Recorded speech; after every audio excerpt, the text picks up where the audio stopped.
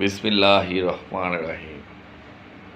প্রিয় ভিউয়ার্স, আপনারা সবাই কেমন আছেন? আমি আলহামদুলিল্লাহ ভালো আছি। গত শবে বরাতে বাইতুল আমান জামে মসজিদের ইমাম সাহেব একটি ঘটনা বলল। ঘটনাটি শুনে আমার মনটা ভীষণ খারাপ হলো।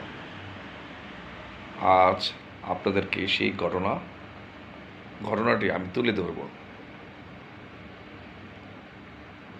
ইমাম সাহেব বলল, একজন বয়স্ক লোক ইন্তেকাল করিয়াছেন, কিন্তু অতি দুঃখের বিষয়,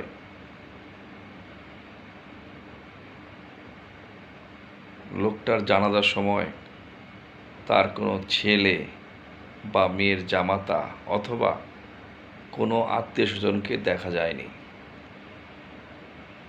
লোকটা ধানমন্ডির একজন বাসিন্দা।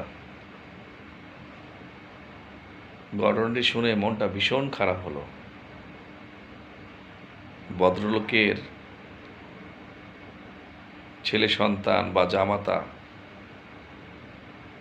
তাকে শেষ শ্রদ্ধা জানাতে আসেনি।